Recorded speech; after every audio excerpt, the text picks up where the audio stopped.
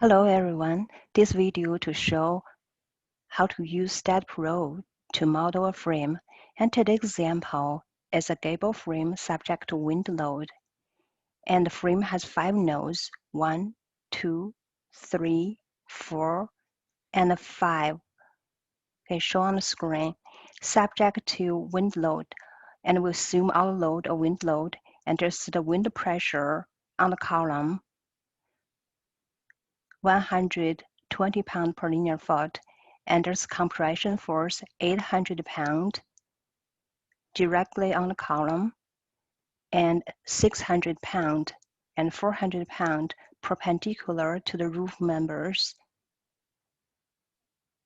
And on the other side, exactly same symmetrical, 400 pounds and 600 pounds perpendicular to the roof member, and also have 800 pound compression directly on the column. And today we'll use STAAD to model this frame and to find support reactions A and support reaction C. And this frame has 5 nodes. Node 1 is a pinned support, Node 2 is a fixed connection, and Node 3 is a hinge connection or pinned connection. And Node 4 is a fixed connection, and Node 5 is a pinned support. And dimensions are shown on the screen. Okay, so now we open the software STAAD, and this is the interface of STAAD. And first thing we need to do is configure. And configure to set up the base unit. And for this example, we know that this is the pound and foot, so it should be English for base unit. Check English.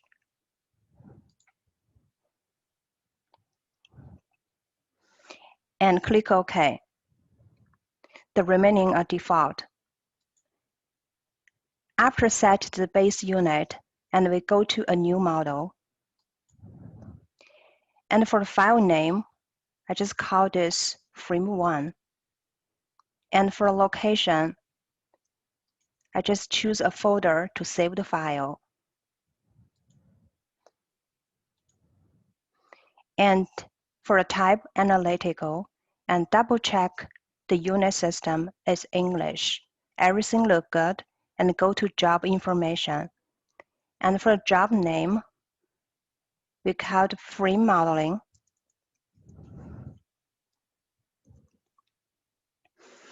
And client, put RIT, job number, I put the course number in, and called STAAD number 2, session number 2.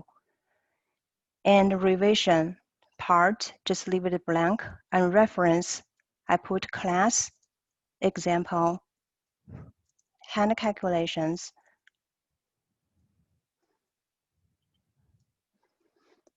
And enter your name.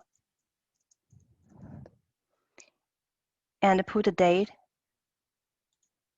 And put some comments of the model. And this is to find the support reactions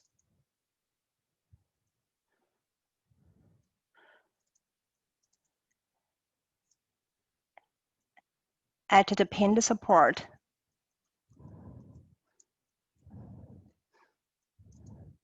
Of the frame.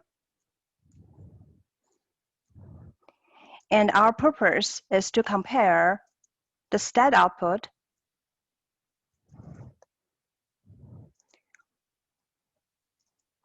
with the results from hand calculations.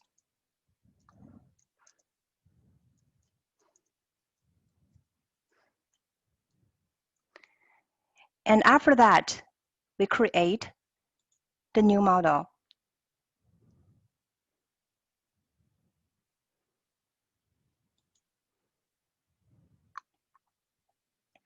Okay, so after that, we create a new model and enter this analytical modeling window. And in this window, we will do the input. of geometry, properties, material, specifications, supports, loading, analysis. And we'll start with geometry. And first, we need to check, okay, the unit match the original model. And let's take a look. So we find that dimensions is foot and the force is pound. And we need to check if the system has the exactly match unit. And you can see here on the bottom corner of the screen shows input unit. Now is kip foot. So force is kip and dimension is foot. So it doesn't match, fully match our original model. So what we need to do is change the input unit to match our model. So use this button. It's called input unit button right here. Click that, and for English unit system, and we have length foot and force pound, and apply. After that, you should see at the bottom corner the input unit change to pound, foot. That match our original model. Okay, so now we can input the coordinates of 5 nodes. Again, take a look at the 5 nodes, and we put the node 1, 0, 0, 0, and node 2 is 0, 10, 0, and node 3, 12, 15, 0, node 4, 24, 10, 0, and 5 is 24, 24, 0, 0. So we input those 5 nodes. Node 2 is 0, 10, 0, and node 3 is 12, 15, 0, node 4, 24, 10, 0, and 5 is 24, 0, 0. Okay. And now you see the 5 nodes shown on the screen. Again, this is 2D frame, and we want to see just a 2D plane. So go to View, and just check this Front View button. And now you can just see XY plane. Okay, and go back to Geometry. And now we need to add beams to connect the nodes to draw the beams. So we use this Add Beam button and draw the beam from node 1 to node 2, node 2 to node 3, 3 to 4, and 4 to 5.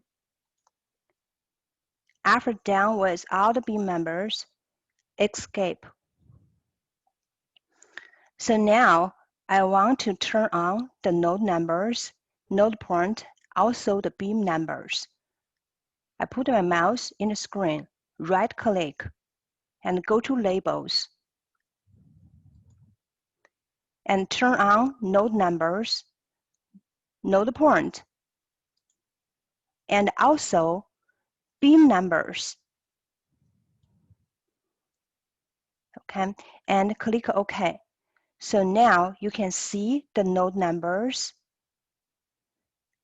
as well as beam 1, beam 2, beam 3, and beam 4. That's the beam members. Okay, so we're done geometry and go to properties. And properties is to assign the section properties of each member. Go back to the example. And for this example, we will have 2 section properties. One is for the roof beams, W14 by 26. And the other is for the columns, W10 by 60. So we need to input 2 section properties, use section database,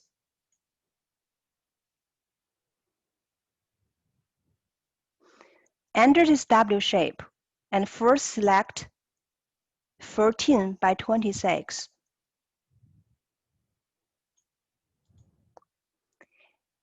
Highlight that and do Add.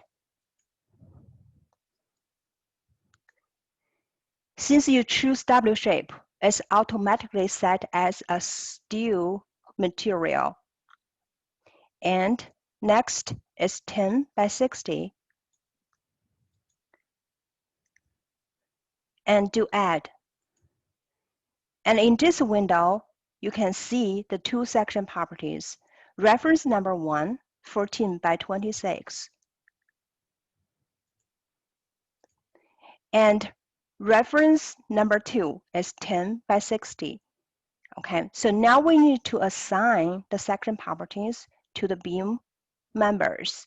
So first we highlight 14 by 26 and use cursor to assign. And click Assign and move your mouse to the beam members 2 and 3. And you can see the R1 follow the beam numbers. After that, escape. Your mouse changes to normal and now highlight 10 by 60 and use cursor to assign and use assign to those column members 1 and 4. And you can see R2, this is reference number 2, which is 10 by 60. So now we're done with the assignment of section properties and escape. Done with section properties. You need to make sure every member in the system has section properties.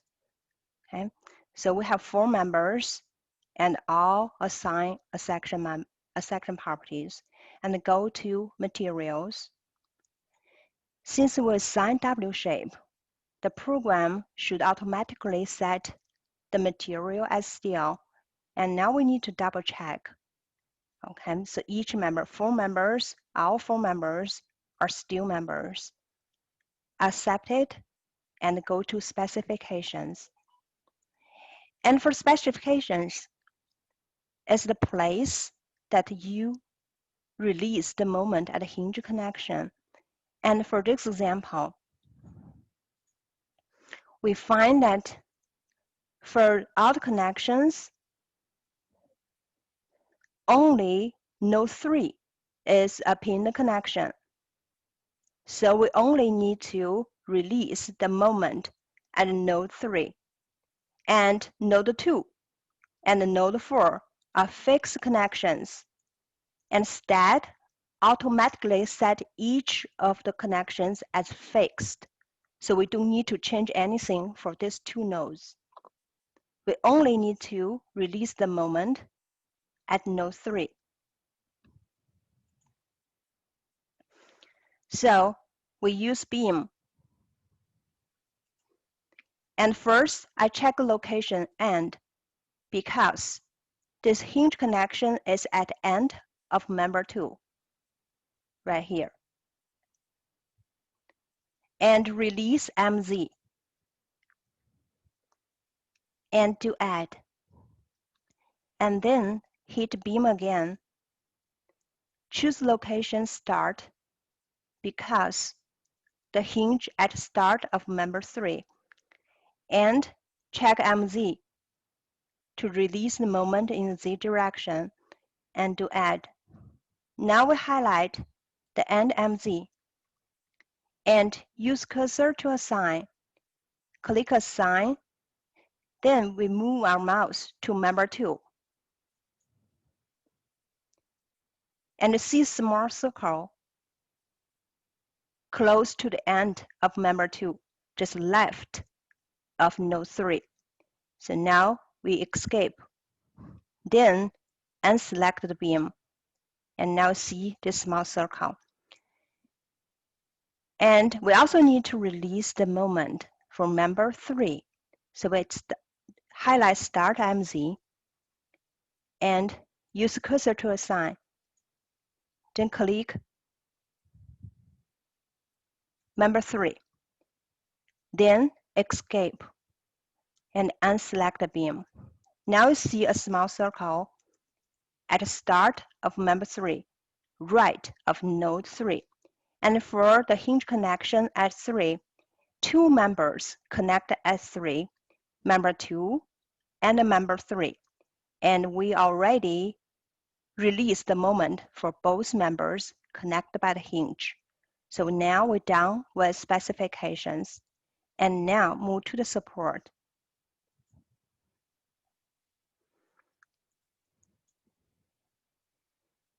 And this example has 2 pin support, and pin supports at node 1 and pin support at node 5. Okay? So we create a pin support. The pin support already built in the program. So we just select the pin and just do add. And you see this pin support already on the list. And then highlight the support, the pin support. You just create and use cursor to assign and assign to node 1 and node 5. Then escape.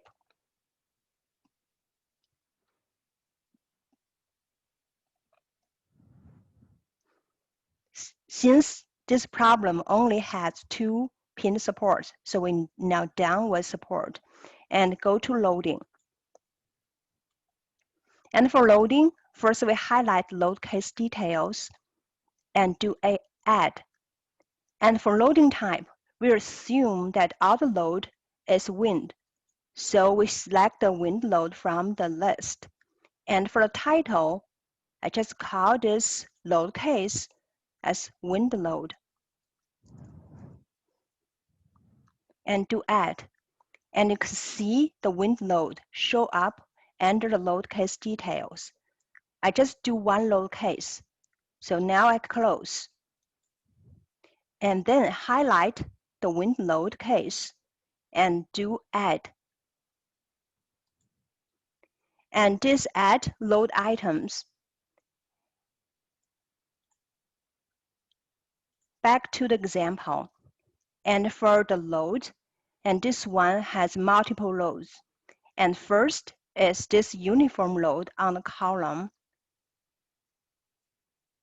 120 pounds per linear foot. And then we have the 800 pound vertical load on node 2 and node 4. And we also have the 600 pound and 400 pound perpendicular to the roof member. So we need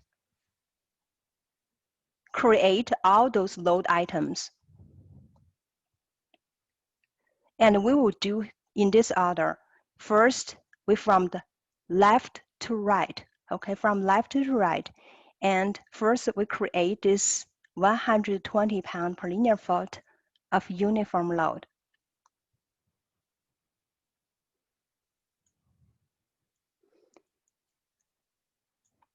So the uniform load is a member load. And we check the uniform force. Magnitude 120 pound per foot. Direction is global X because those are horizontal load in the X direction. And in the positive X directions, that's why that for 120 pound per linear foot, that's a positive number. Okay, so change to GX. Okay, this is the lateral pressure. And D1, D2, D3 leave at 0 because this uniform load occupied entire member 1. So we just leave those 0. And then just do add. Next one, we will do the 800 pound. And this 800 pound directly on node 2 and node 4. And we can either use a member load, just put D1 dimension 0 for the first 800 pound load, and 13 for the second 800 pound load. But today, I want to show you a different assignment. If the load directly on the node, and we will use a nodal load instead. So we'll choose this nodal load and select node. Direction of the 800 is in the y direction, in the global y direction. So I put negative 800. Negative means downwards. Fy. This y represents global y-axis, and the negative means downward, negative 800 pound. And do add.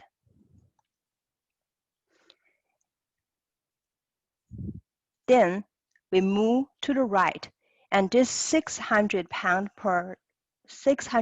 load, and at the midpoint of the beam number, perpendicular to the roof beam. Perpendicular to the roof beam. Okay, so it's not in the global y direction. It's actually in the local y direction, which perpendicular to the member 2. Okay, so for this 600 pound load, we will use local y direction. So this is member load, and use concentrated force. Magnitude negative 600, and D1 we put 6.5. This is the dimension from the member start to the point load. It's that dimension, okay, D1. And direction, we'll use Y local, because this force is perpendicular to the member, okay, perpendicular to the member. And for the local axis,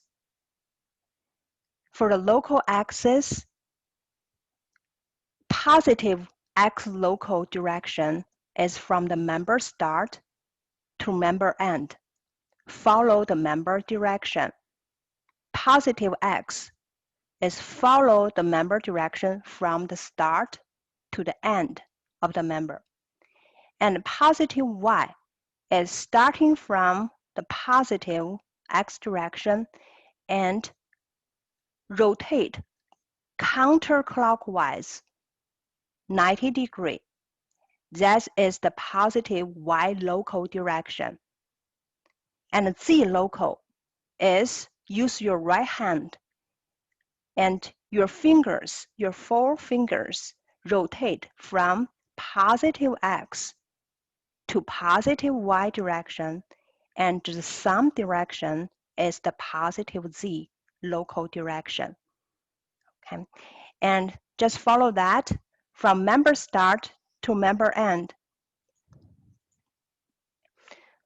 Member start is 2, member end is 3. So this 2 to 3, that is positive local x direction.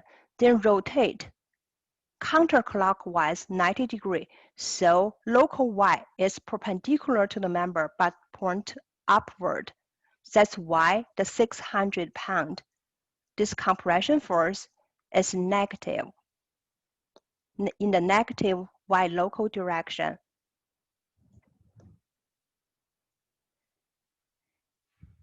After that, we just add this 600 pound force and move to the right, and that's the 400 pound load. And this also a member load perpendicular to member 2. So still in the y local direction. Then we put negative 400 and y local direction. D1 this time changed to 13 feet. Because this 400 pound load measured from start of the member is 13 feet. 6.5 plus 6.5, 13 feet. And do add. And move to the right. We find another 400 pound. 400 pound load perpendicular to member 3. And member 3 is from 3 to 4. That's the positive x local direction. Okay. So we can put negative 400 y local direction, but D1, since that 400 is right at the start of the member 3, D1 is 0. To add. And move to the right, 600 pound load perpendicular to member 3. And we notice that this load is in the y local direction and D1 equals to 6.5. We already have that defined. We already have that defined 600 and D1 equals 6.5. So we can just use that. And next, the last one is 800 pound. It's a nodal load directly on node 4. And we already have the nodal load defined, negative 800 pound in the global y direction. Like this. Okay, so basically we already define every load items. And now we need to assign the load item to each member. So now you see the question mark in front of each load items. And we need to let the program know where are those load items located. So first, highlight this uniform force in the GX direction, 100 pound per foot, and use cursor to assign. Assign to member 1. Only member 1 has this uniform load. Then just escape. And then highlight this 800 pound, this nodal load directly on node 2 and node 4. Highlight that, use cursor to assign, and assign to node 2 and node 4. Now escape. And we notice that, and this program set the scale after you add this point load and the uniform load changed to very small in order to make sure that the scale look comfortable. And we can do this. Move your mouse just anywhere in the screen and then right click and do labels. Check labels, and this time we don't use label tab. Instead, we use scale. And if you find that the point load is too small, and you just change that to a smaller number. And if you find the distribute force is too small, you just change that to an even smaller number. So currently it's 58. I try just give it 5, okay, and apply and take a look. And the scale doesn't look very well. The point load is fine, but the uniform load still look pretty small. So I changed that to even smaller number, 1, and gave it a shot. Okay, so now it's look reasonable. And then I just click OK. I just keep this scale.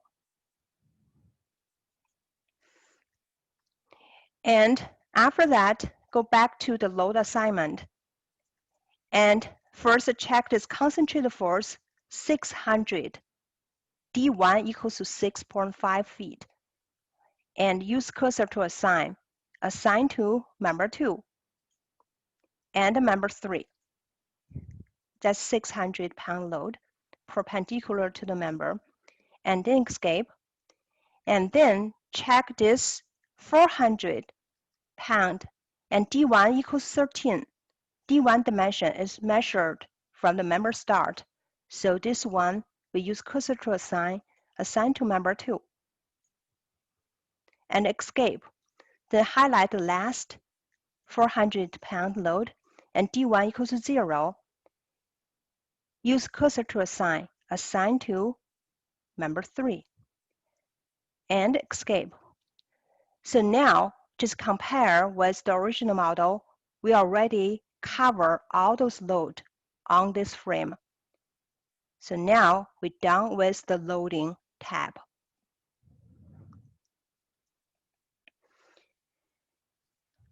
Save your model frequently, okay?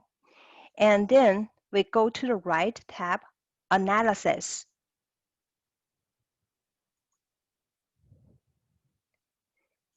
And for this analysis, analysis window pop up, and we use the define command and select this no print and do add. And now you see the perform analysis command show up in the window. Now you can close it. The last step is the output. Define the output. We use post analysis command. After click that, this window pop up, and now we define the output and define command. Again, we're just interested in the support reaction at node 1 and node 5. So we just select this support reactions and do add and close. So output file will give you support reactions, but now with a question mark. We need to let the program know where you want the output. So highlight print support reactions and use cursor to assign, and click assign to node 1 and node 5, and you can see the node 1 and 5 right here. And now done with that assignment, escape, change your cursor to normal. And now you finish the entire modeling procedure and save your model again. And click Run Analysis button.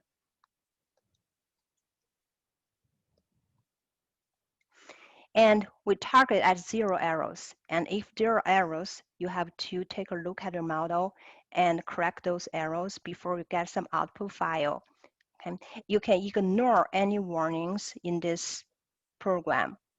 And for us, we just do the view output file option and do done.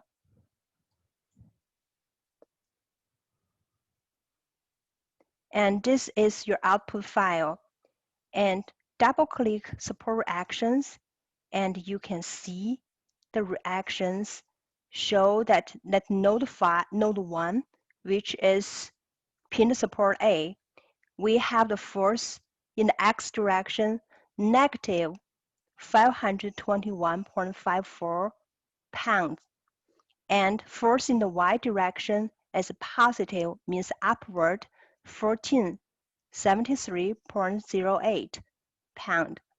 And at node 5,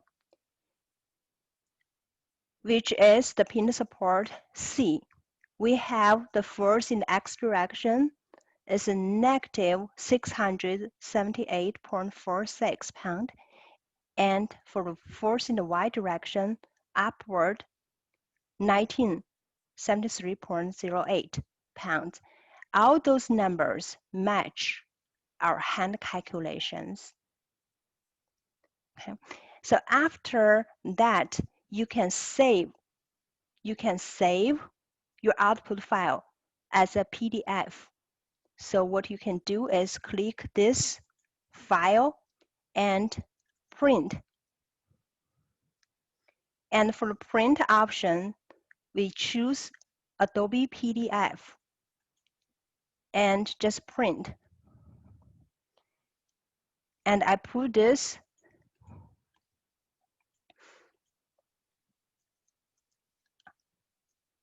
output file.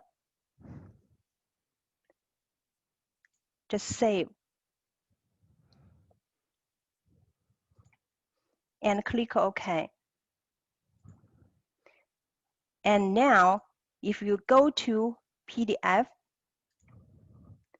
and you can see your output file, and in your homework, you need to save your output file as a PDF and upload to my courses assignment Dropbox for homework. And on the output file, you need to highlight the support reactions that you are comparing with your hand calculation. And for example, and you can highlight those and compare that with your hand calculations. Okay, so now we're done with this example.